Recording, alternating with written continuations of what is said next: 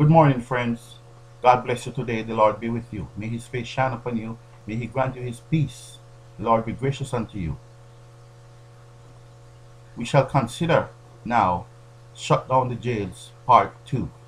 Shut Down the Jails Part 2. And again, the subject, the scriptural backdrop for this is John 10 verse 10.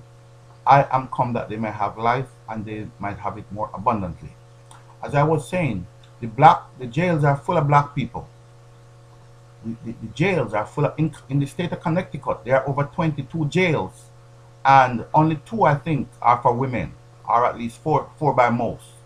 The most of it are for, so about 18 to 20 of the jails are for men alone. And over 50% of those inmates are black men, African American men, young boys and so forth.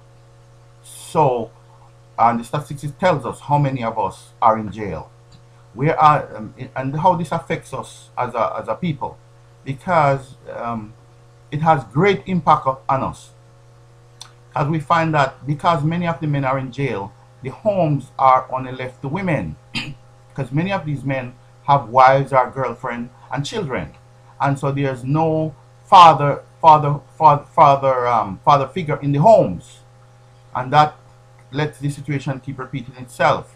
And many times these women are left to either get involved with other men, and maybe you know what the implications are. There's no stability in the home. There's no proper role model in the home.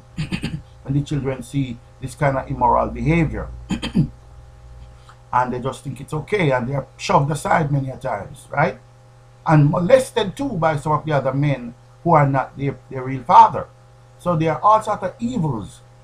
There's room for lots of evil to step in when the home is dysfunctional, when the home is not united, right? And when mother also has to struggle to make ends meet by working 2 or 3 jobs. So the children, only the older ones are left to take care of the younger ones in many instances. And so she turns on the TV, give them video games, and that's what socializes them. So there's no real true value system going on. And in these communities, in these low-income communities, we find many predators who are ready to prey on them, either other young men or young women, to prey on each other, sexually and otherwise, and introduce drugs to them. And because of need, sometimes they become easy prey. Because who wants to go hungry? Who doesn't want to wear a nice pair of sneakers or a nice watch or have a nice hairstyle when you see other people doing it when they go to school? So young people many times don't have the insight into future outcomes of these things, and so they fall easy prey to the predators. So we see how when so many of our men are in jail, what happened to the black race in America and around the world. We must shut down the jails. We must stop talking about, as churches, about prison ministry. To hell with prison ministry. We need to have prison prevention ministry. We need to shut down these prisons. Let these people who are employed by the prison system go find some other line of work, rather than having bread and butter off our young black men or our black men. But nobody else can do it. We have to do it for ourselves, friend. We have to take time out to look at our values, to look at where we at, where we're going, and decide that we need some change. We can't decide to live off selling drugs, whether it be crack cocaine, heroin, marijuana, crystal meth, and all those things, which is illegal, and sooner or later you're gonna get caught. You will get caught. There's no way you can go into the drug trade and think you can outsmart the system, because the very people who you are selling it to are informants, and once the cop hit on them, they're gonna cut a deal with the cops to get off. And everybody's an informant in America. You don't know who is not undercover from who is not.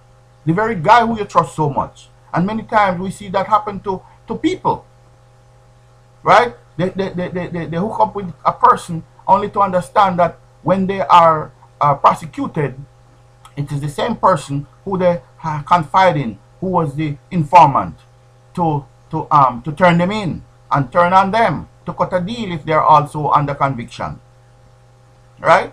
So where are we at? We have to shut down these jails by not going to jail is to is to, for us as parents and older ones, to mentor meaningful relationship with our neighbors, with our friends, with our church brothers and sisters. We need to talk. We need to call up each other. We need to organize community meetings and forums and town hall meetings to discuss our issues, and don't ignore them, because they will only get worse.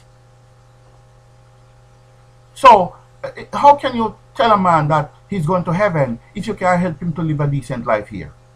If the churches are and our leaders are so heavenly minded that they become no earthly good, what good is that to us here? Many of our young people going to church and they don't even care what's going on in the church because it's not relevant to them. We stomp and we talk about Peter walking on the water, and we talk about Jesus healing the blind man and raising Lazarus and so forth and so forth. And we can't make it relevant to everyday life to our young people. We talk about the woman with the issue of blood. And those were fine miracles, yes. But tell us about now. Show us how to cope, how to adjust with all the pressures in society. Many of the older ones are so, like I said, they're so into themselves, right? They're so into themselves that they think that all they want to do is to point finger at the young people. No compassion. And think that they should be like them, forgetting that they were there once upon a time. We must shut down these jails, friend. Each parent needs to look at my boy child and say, you're not going to become a part of the statistics. So we need to form good relationship with them, talk with them, communicate with them, be patient with them, be understanding, show them that you care. Be active in their lives, go to their school, meet their teacher, set up dialogue between you and the school so the teacher feels free to call you and to let you know what's going on in your child's life. And you need to take control that you are the parent. May the Lord help us and stop blaming other people for what's going on in our society and telling our children, making an excuse for them is because they're black. We need to stop that. I say we need to shut down the jails.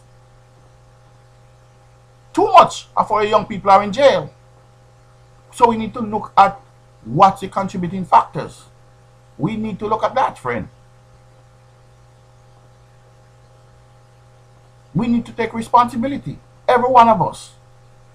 It's our problem. Because the social implications are great. Many of our young black women can't find a decent black guy to marry because they are in jail. Those who are probably half decent looking, are good looking if you want to put it there, are in jail. They don't finish high school. So while the girls go to college, they come out, they can't find any. So they have to now go to other extremes by saying, you know what, I need to find somebody who I feel is good to father a child for me before I pass childbearing age and can have a kid and grow old without having a child. Those are some of the implications. No role model for our young children, our black young boys. So their self-esteem becomes low because their fathers are in jail. Right?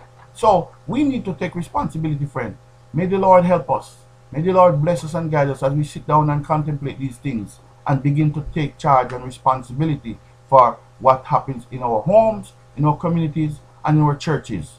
We shall continue by looking at We Must Shut Down the Jails, Part 3.